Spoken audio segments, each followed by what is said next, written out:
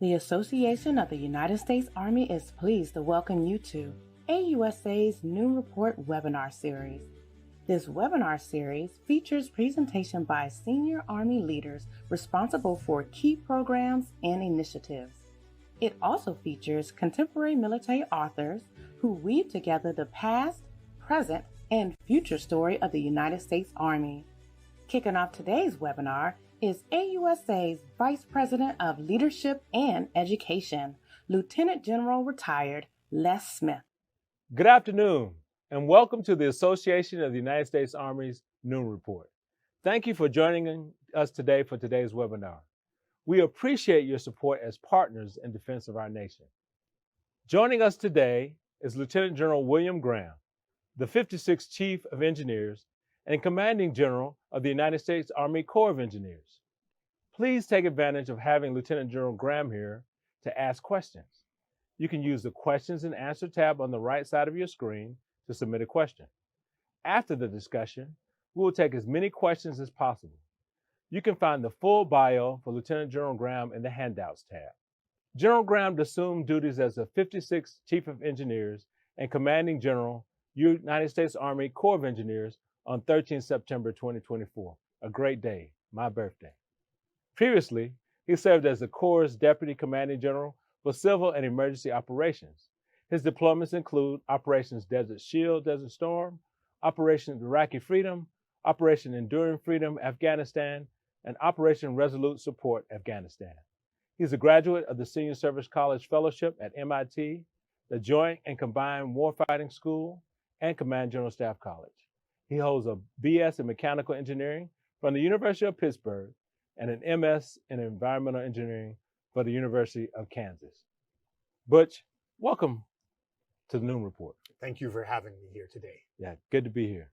Before we jump into all these questions, we want to know a little bit about you. Sure. So you're from Pittsburgh.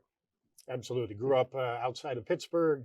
And as you just read, I went to the University of Pittsburgh on an ROTC scholarship. ROTC scholar, okay. Yeah. And so found out that I was going to get active duty when I was a senior. Okay. And said, well, let's jump into this Army thing. And the Cold War was still going on. And so I signed up to go to West Germany and joined 3rd Armored Division. 3rd Armored Division, right before the wall came down. That's exactly right. Wow, I was just leaving when you just got there. Yeah, so it was fascinating to be there.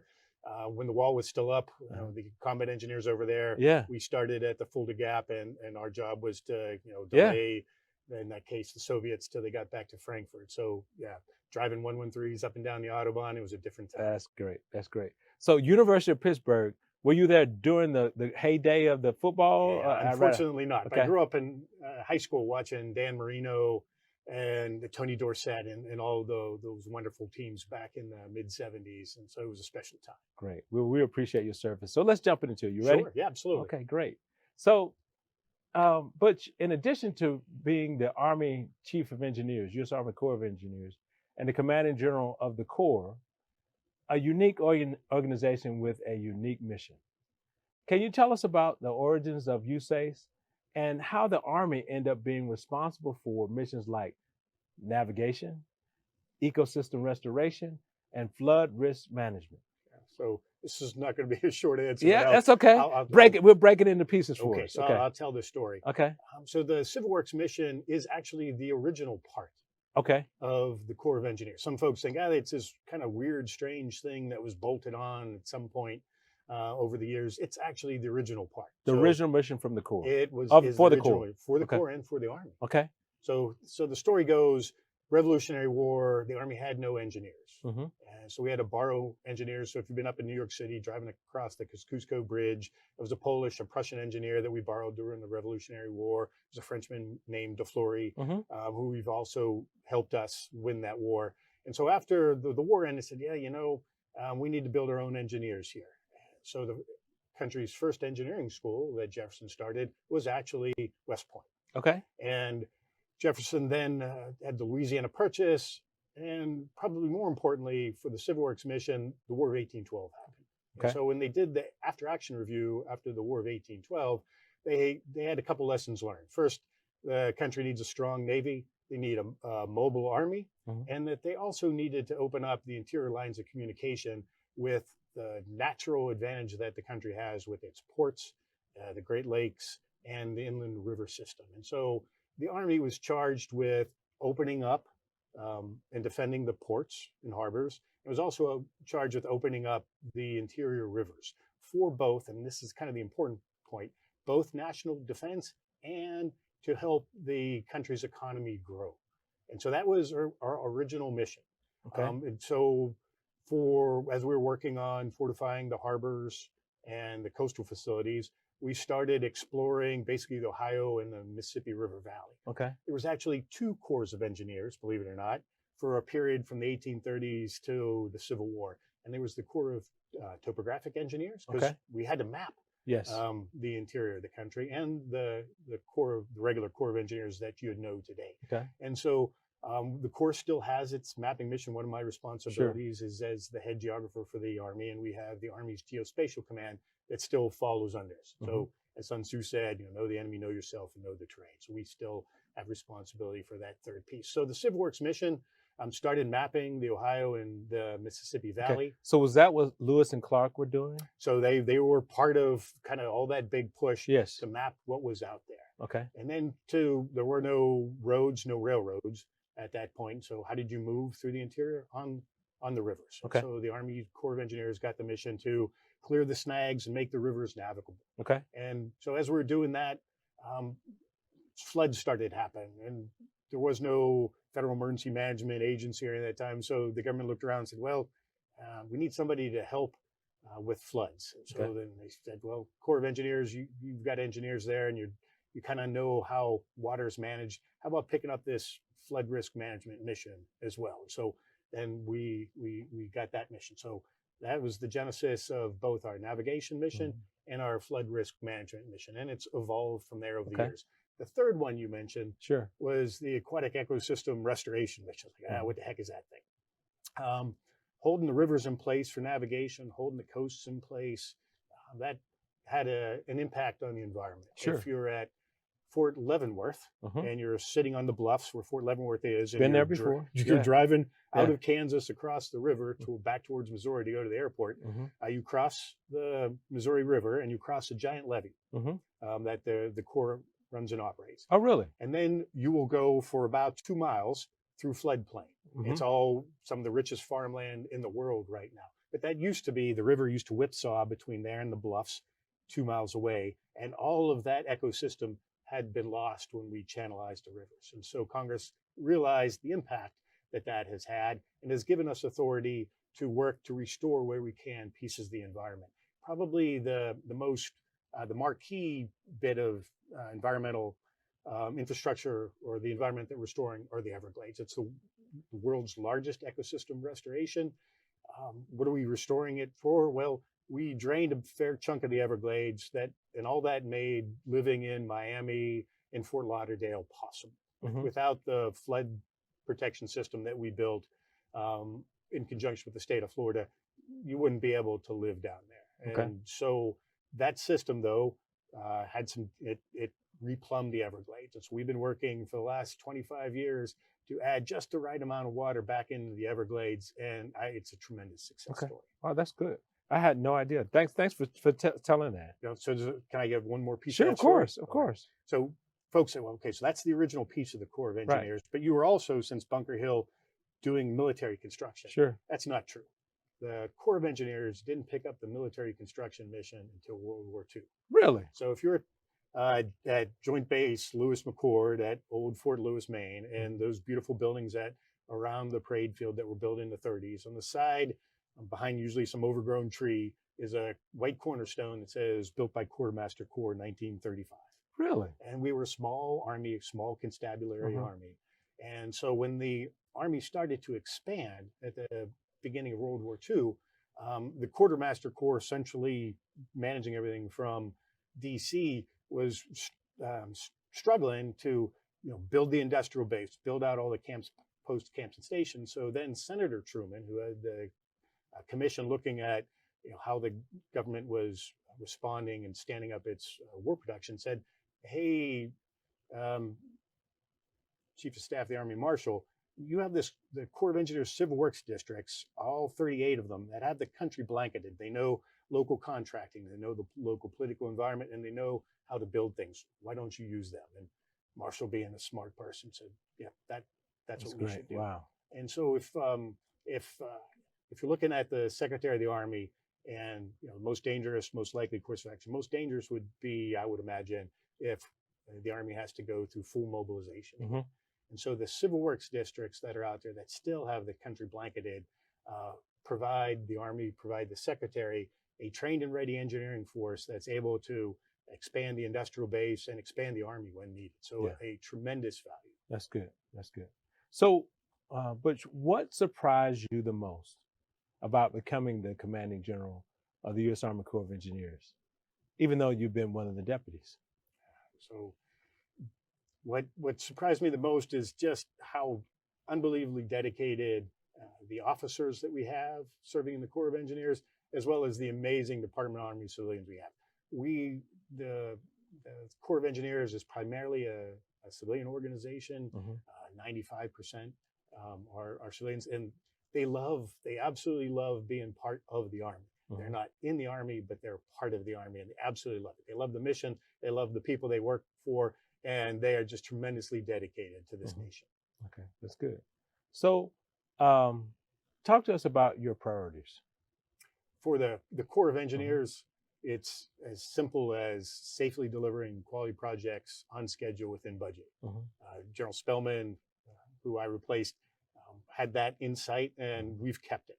Because it's, as a project delivery engineering organization, safely delivering quality projects on schedule within budget is the most important thing we do. Okay. And to do that, we've kind of broken it down into three main things. Get the engineering right, and that's mainly getting the designs right. Get the project management right, and that is all about setting good schedules at the beginning and then delivering on those schedules, because there's a warfighter waiting for that barracks to be built, or there's some citizen waiting for us to better protect their community. And then the last piece is get the business right. And but what that I mean by that is we've got to get our workload to workforce correct. We've got to have the right skill sets on board. It takes us about 3 years to hire an engineer and bring them up to speed.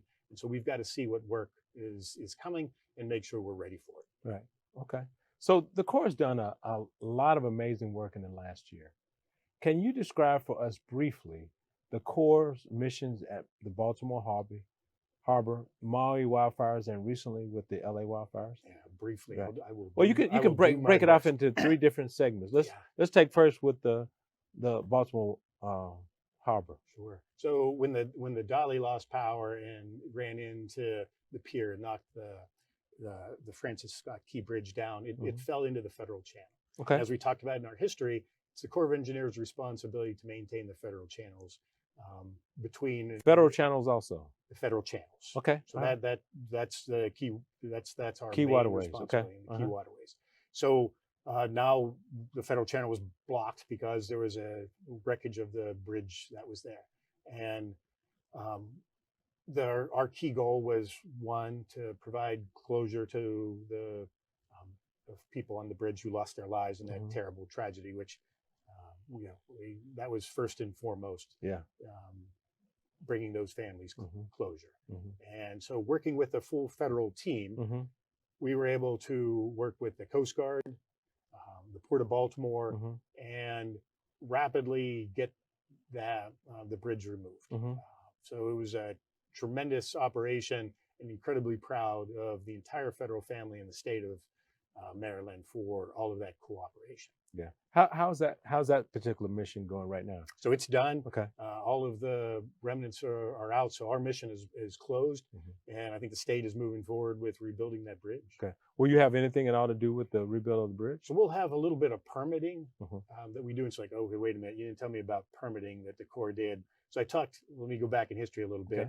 Okay. The navigation mission that we had since the beginning, there was, you could say that, New Jersey might want to fill in a piece of the harbor so that folks couldn't get up to the New York piece. And so as the states were squabbling with other states filling in pieces of the waterway, the federal government goes, hey, there should be kind of some federal oversight of this. Right. And so our first regulatory mission was what's called the Rivers and Harbors Act. And it was where we control people filling up pieces of the federal channel. Okay. And that's how we got into the regulatory business. And in '73, that it got expanded when the Clean Water Act was written, and we picked up Section 404 of the Clean Water Act, which is filling in of wetlands. So you can kind of see how those two missions built on each other. Okay, so let's shift to the Maui wildfires. I mean, tough mission. Talk about what was so special about that mission and how the team formed together. When the Corps comes and does emergency operations, we do those under two different authorities. The Corps has its own authorities, mainly for flood fighting, that go back decades. In fact, we use those all the time. Just used those recently during the flash flooding that happened in West Virginia and Kentucky, where we provided sandbags at the state's assistance. They needed 10,000 sandbags to help them out. So that authority we use all the time, and it's a local authority, and it's really responsive. Right. For Maui and the work we're doing down in North Carolina, Western North Carolina after Hurricane Helene, and out in Los Angeles for the wildfires, we're working under FEMA's authority under the Stafford Act. Okay. And so on Maui, building trust was the number one thing that we needed with the locals. Lahaina is a very important location to the Native Hawaiians, and we wanted to make sure that we were very mindful of their thoughts, their needs. And so kind of using the old infantry adage, slow is smooth and smooth is fast. Right. And so we went in there very slowly and deliberately, and day by day, parcel by parcel, earned the trust. And then we were able to safely get that debris out of Lahaina and allow them to rebuild. Yeah. So, specifically that mission and the upcoming Maui mission, you got to do that with partners. So talk about FEMA, talk about, you don't have to specifically mention companies, but talk about why that's so important for the Corps to be able to bring that team together to accomplish missions. And that's probably the first thing is in the emergency management is make a friend before you need a friend. Okay. And this is where the state adjutant generals are just tremendously beneficial to us. We want to make sure that our districts, our engineer districts, working with the local FEMA regions, working with the state emergency operations centers and the tags, that those teams all train on blue sky days, and so that they know each other. And then when a disaster happens, that team can come together and they know each other and are trusted. And FEMA does a wonderful job of working exercises with the states, the regions, and us to make sure that those teams come together. So out in Los Angeles is a perfect example. That's FEMA Region 9. And so Southern California and Hawaii are all FEMA Region 9. So we basically took kind of the same team that did Maui, and we just brought them. FEMA did, the Corps did, EPA did, back down to Los Angeles, and we were able to walk in at a much higher level. But the Corps, through our Civil Works mission, keeping Los Angeles safe from flooding, has a great working relationship with the city of Los Angeles to begin with, and with LA County. If you remember the movie Grease, where they're drag racing down that concrete canal, that's actually a Corps of Engineers flood structure known as the LA River. And we maintain that in conjunction with LA County. And so LA County is our key partner right now in the wildfire debris removal. Okay, that's fascinating. So, what is a topic or mission that you want the public to know about the Corps of Engineers that most people don't think about? Can I give you two? You can. Okay. Or three. Okay. Okay. So on the flooding infrastructure, our grandparents paid for. The Corps operates about 750 dams. And 750. Wow. And those are tucked up in, a lot of smaller ones. We have some giant marquee ones out west, but a lot of those are scattered kind of up in the hills. And it's just the way we think Mother Nature works this way right now, but it's a carefully engineered system. So for instance, I mentioned earlier on the flash flooding that happened recently in Kentucky and West Virginia. We have on the Big Sandy River, which is a river in western West Virginia, the facilities out there saved about $3.5 billion worth of damage on the floods that just happened, because they were able to catch that water Okay. and slowly release it as the downstream channels opened up. Wow. But we don't tell that story all that well because nothing bad happened there. Right. Right. But over in a Okay. given year, the Corps saves about $200 billion worth of damages the Civil Works program prevents every Okay. year. Okay.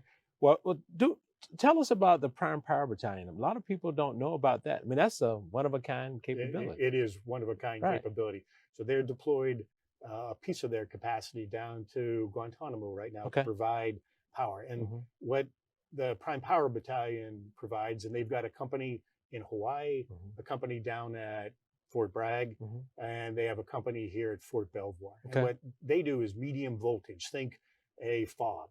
They're able to provide the expertise to power up a small city.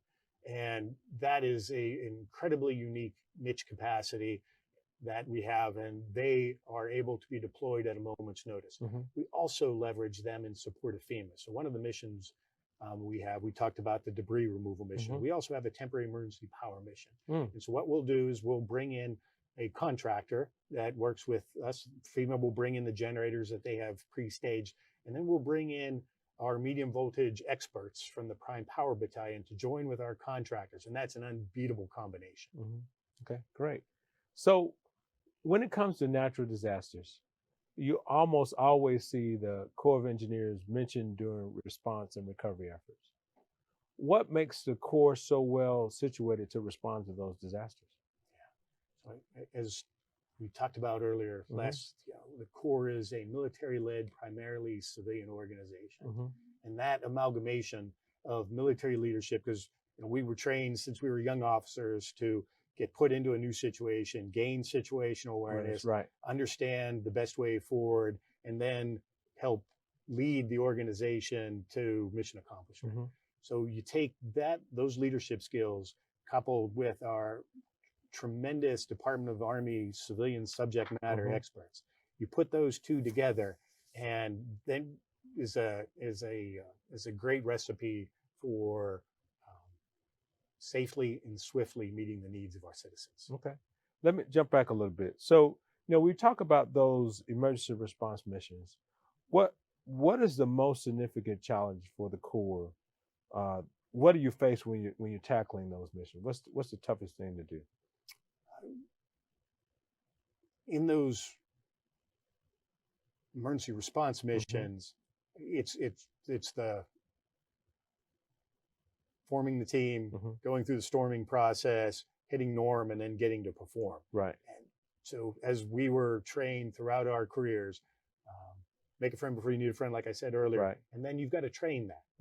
And so if you do that groundwork up front, year in and year out, then when those disasters happen, a trusted team will be able to come together. And the federal family only comes in when the states ask for help. Right. And so we've got to make sure that we understand that we're there to assist the states. Okay. All right. Good. So how important is that recovery to local businesses? I'm now, and it's a question that seems like no kidding, right?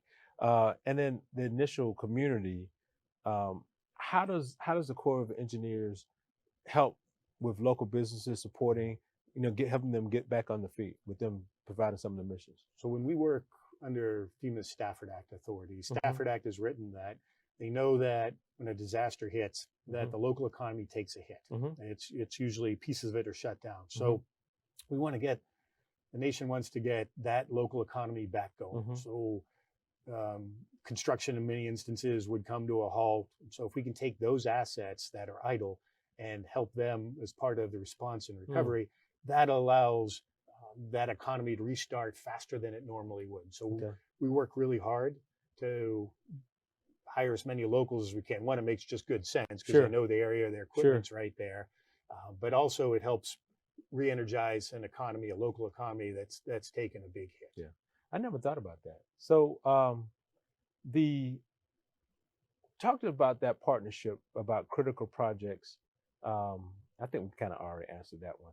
Can you share about your experience while serving as the Deputy Commanding General?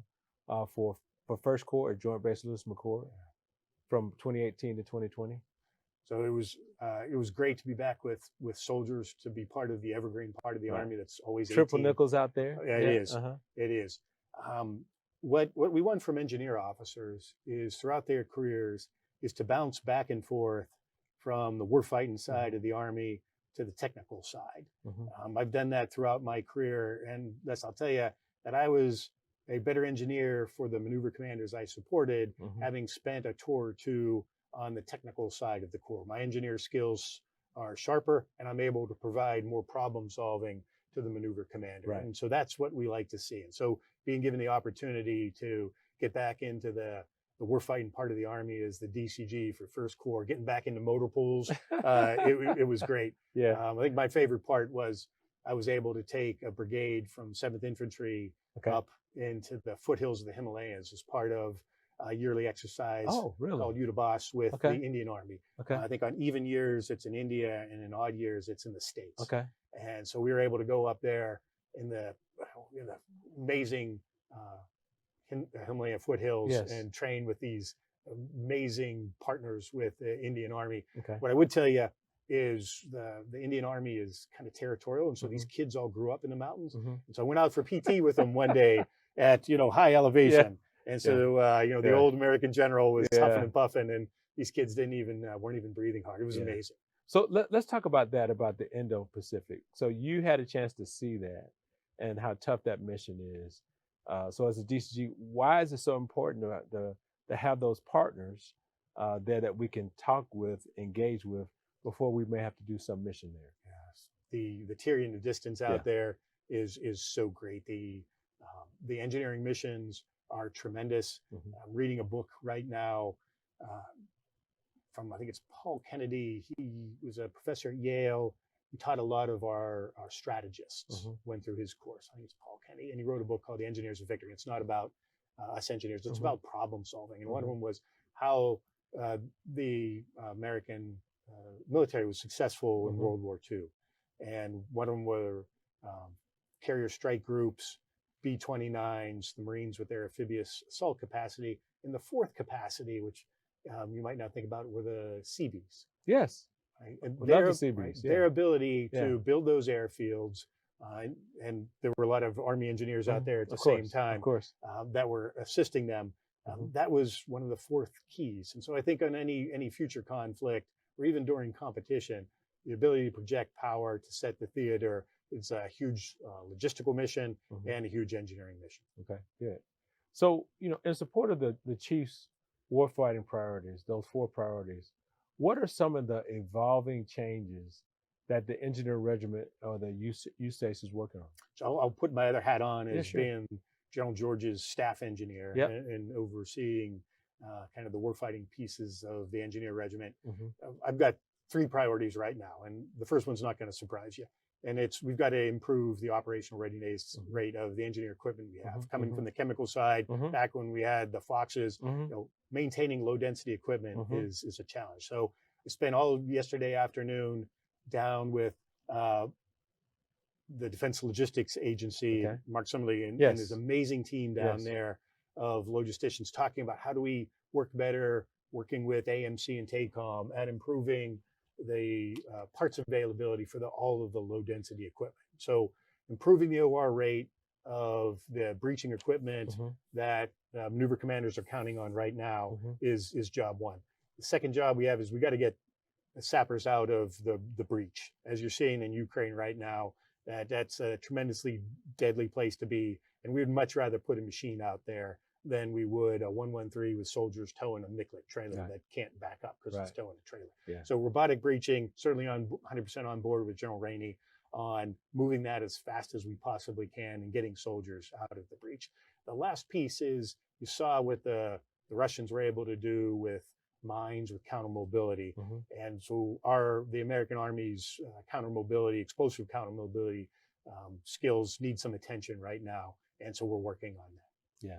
Especially when it comes to large-scale combat operations after 20 years of what we were doing. So could you share any unique collaboration efforts, past, present, and upcoming, between the Corps of Engineers in both private and nonprofit sectors that are not widely known? So we don't do anything without our contracting base. Sure. They're not going to let me run a bulldozer anymore these Right, days, right. despite my insistence. Hey, let me get out there. Definitely not as the chief. Absolutely Yeah. not. So leveraging the innovation in private sector, I think is absolutely key. And it's not just the companies we work for, but the private sector organizations, the Nature Conservancy. We talked about one of our civil works missions of restoring the environment. Groups like the Nature Conservancy have a particular point of view that's invaluable to us. And on many of our civil works projects, we have to have a local sponsor. Okay. If it's just the federal government paying the tab, sometimes it's human nature to just ask for the moon. It's like, I want everything. But if the locals are paying for a portion of it, the scope creep kind of ends when you've got to write a check for 25 or 35% of it. Okay. So working with our non-federal sponsors, who again are often responsible for a portion of the cost, is absolutely critical. Okay. So during your tenure as the chief of the Army Corps of Engineers, what are your moonshot goals? Those big things you're thinking about that you like to achieve? Yeah. It's what we already talked about. Right. It's safely delivering quality projects on schedule within budget. If you look at the construction industry as a whole right now, their on-time percentage is about 65%, industry-wide. We've spent a lot of time in the last 4 years inside the Corps for our ability to see ourselves on how we're delivering projects. Right now, our on-time delivery is sitting around 73%. That's a C. We're a little bit better than industry right now, but for the warfighter that's waiting on that new barracks or somebody that's waiting for their community to get protected by that levee we're building upon, we want to do much better than 73%. So every project's important. If Congress authorized us to build it, if the Chief of Staff of the Army authorized us to build it and they funded us to build it, then safely delivering each and every project on time within budget is our commitment. And that's what we hoped during my tenure here to achieve, is just putting some focus on the basics to achieve that. So give me some examples of what does that look like on the ground? So what it'll look like is this project getting done on the schedule and within the budget that we talked about.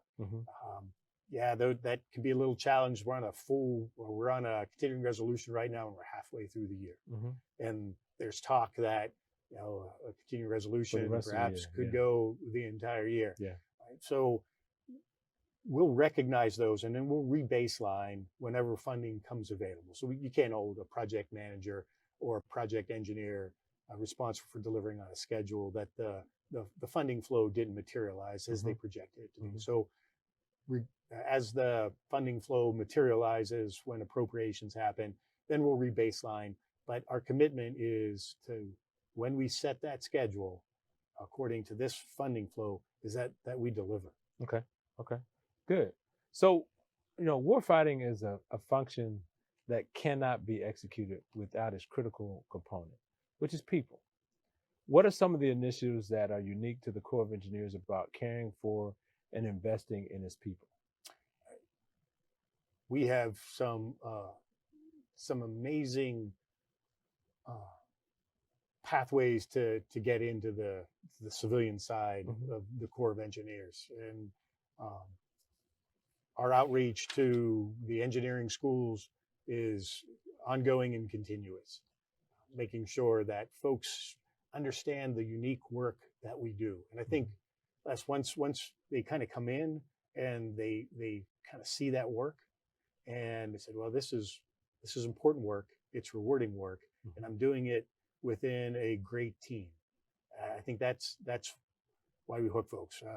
We've got many folks who we've given 30, 40, even 50-year pins for their time in the Corps of Engineers, and that's what we want to see.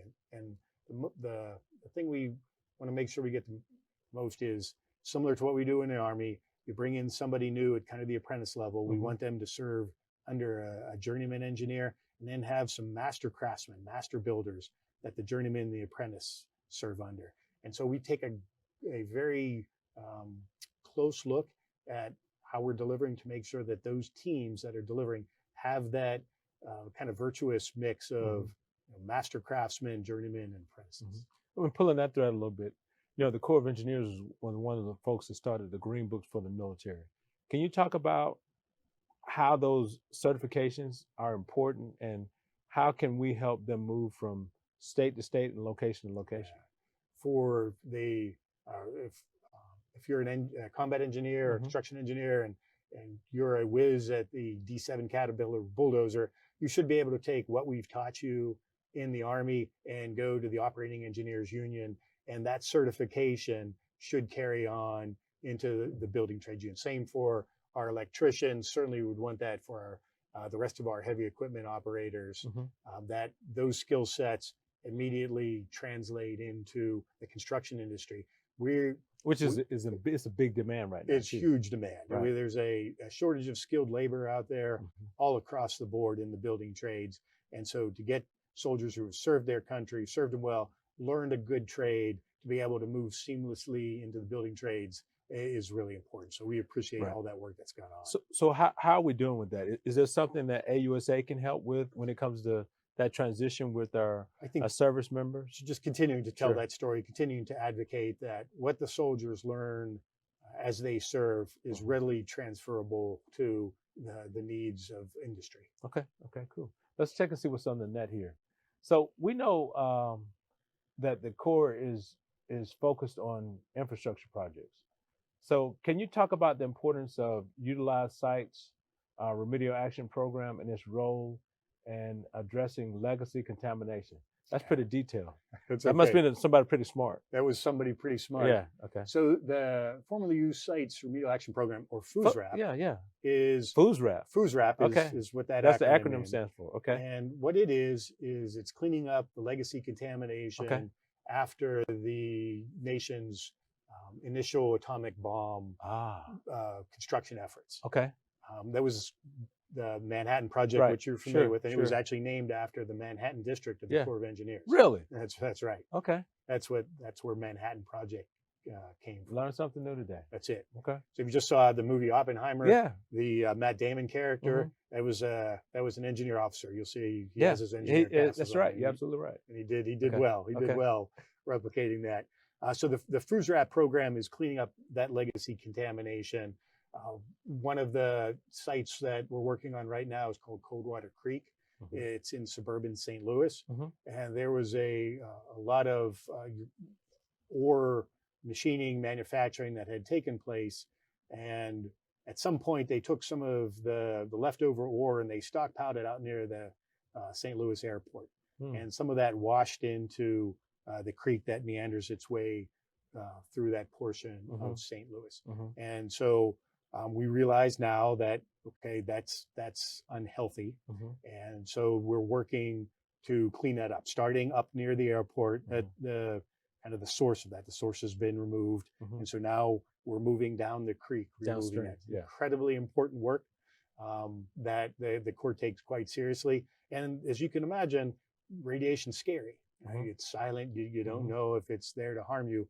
And so building and maintaining trust with the communities is absolutely key. Right. So that's another one where you work with local companies to do the work because of the Stafford Act? So in this case, it's not a FEMA authority. Okay. FUSRAP is a separate authority that we've been given to clean up the leftover contamination from the nation's early atomic energy missions. Okay. So a large portion of the military engineering assets are in the National Guard. We know that 2/3, just like my branch.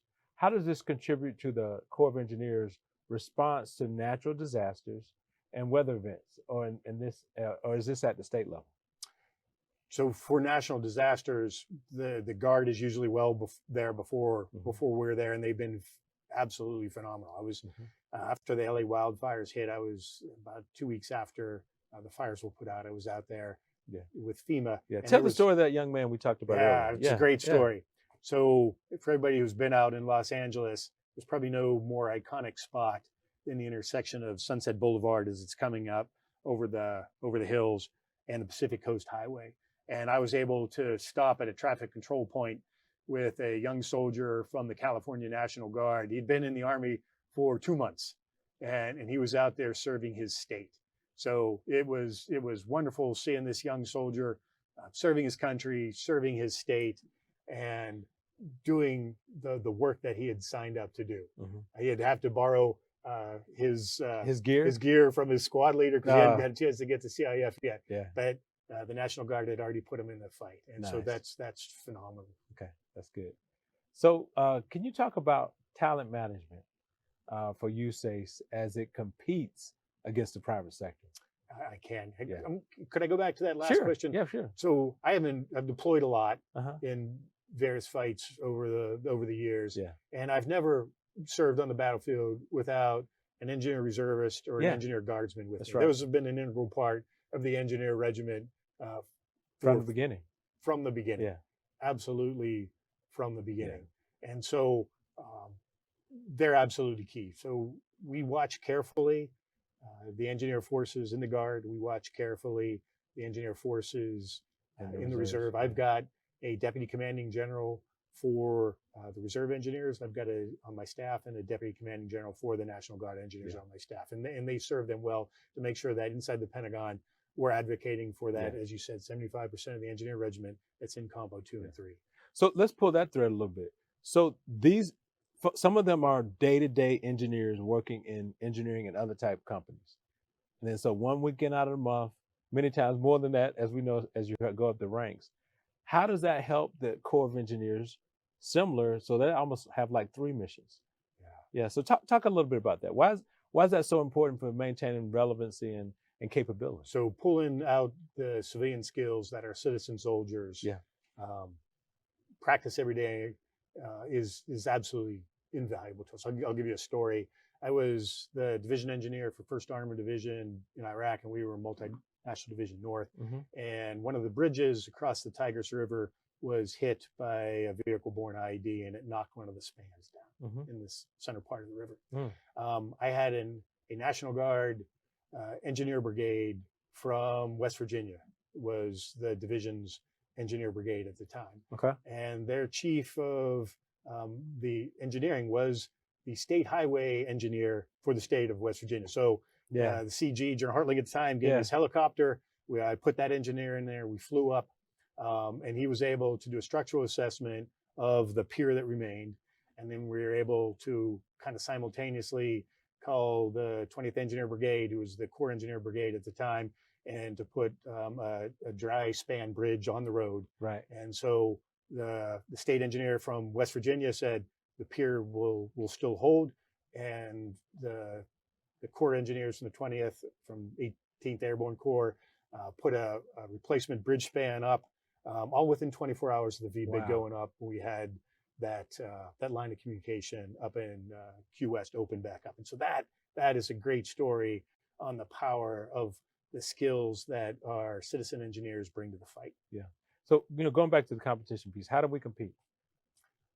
It's continuing to just leverage those skills. I think is probably the best way for us to answer that. The innovation that is practiced day in and day out that this country is so good at. Our citizen soldiers, that's the beauty that they're going to bring to the fight, and I think that's how we compete over our adversaries. Okay.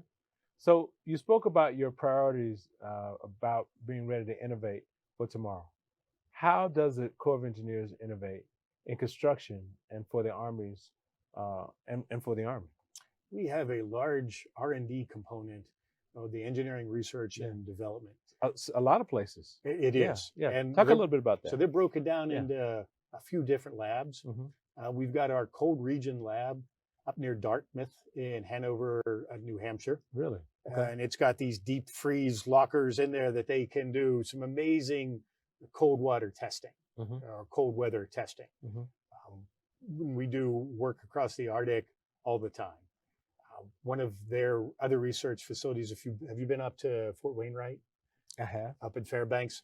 And so we have what's called the permafrost tunnel up up in Fairbanks. Okay. And it's a tunnel we dug into the side above the Tanana River. And when you go back in there, you go back into time. So what happened over the millennium is glacial wash has washed down through that valley that Fairbanks and Fort Wainwright sit in. And all that silt came down and it kind of trapped the past. And so when you go back in that tunnel, you'll see mammoth bones, you'll see prehistoric grass that got trapped in those floods. But we didn't build the tunnel to go look at prehistoric grass or mammoth bones. We built it to get underneath the permafrost. So if you think permafrost or giant ice cubes in the soil, our ability to project combat power to move up through that kind of boggy permafrost territory or terrain is absolutely critical. And so that permafrost tunnel allows us to do the in-depth soil engineering that we need. So that's one of the labs we have. We have a construction and engineering lab in Champaign, Illinois, right beside the campus of University of Illinois Champaign. And so we get world-class researchers over there that help us make sure that Army construction is cutting edge. Then we also have a series of labs down in Vicksburg, Mississippi I've been there. that focus on water flows, just some tremendous labs down there. And we also have a series of labs that do kind of hard work for the combat side of the Army, blast protection. Those kind of work goes on around the clock, and we're really proud of that work. Okay, good. So could you share about the lessons learned during your senior service college fellowship at MIT? I guess the first one we'd start to say, those Ivy League kids aren't all that smart. Yeah, they are. They are some absolutely tremendously talented individuals. And it was great to be kind of immersed in that culture out there. For all of the lieutenant colonels listening, the work college fellowships are gems. And what I was able to do up at MIT is you could take classes at Harvard, Tufts, Boston University, and it was a phenomenal year. What Major General Dave Hill and the Work College put together at Carlisle is phenomenal. But to get a chance to go off and just kind of think differently, be challenged, and kind of expand who you're exposed to, work college fellowships, I can't advocate for them enough. It was a wonderful, wonderful year. So one other last question. You know, you've been in the Army for more than a day. What would you tell your 17-year-old self about the decision that you made to join the Army and what it's provided for you and your family? So I came in the Army for the college benefits, for a 4-year Army scholarship. And I told you that I said, okay, active duty, let's sign up to go to West Germany. And I found that I loved the work. Absolutely loved it. It's like, well, let me stay into company command. And then company command, you know, the absolute joy of being a company commander, that kind of gets you hooked. And then the Army said, well, okay, we're going to send you to grad school. And that's how I ended up at the University of Kansas. And from there, I had my first assignment back with the Corps of Engineers. And it's like, wow, this is phenomenal. And that's kind of started me on my journey, bouncing back and forth. And so I think that that concept that we have of talent management with the Army is absolutely world class. That's good. Well, Butch, thanks so much for such a great discussion. We could have kept chewing the fat for a while. Before we part, I want to inform our viewers of a few upcoming events. AUSA will host a hot topic on holistic health and the resilient soldier on 5 March at our headquarters, which is tomorrow. The AUSA will also host a coffee series featuring Sergeant Major of the Army Michael Weimer on 6 March at our headquarters. Our Global Force Symposium will be 25 through 27 March at the Von Braun Center in Huntsville, Alabama. We're looking forward to seeing you at those events.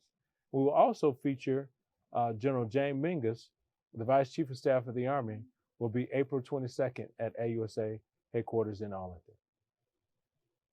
We hope you can join us for an upcoming webinar or a follow-on event. For information about any of these events or to register, please visit our website at ausa.org. Finally, we thank you for all of those who support us with your membership. Membership matters. You help us support the Army. Thank you again for attending and have a great Army Day. Hua.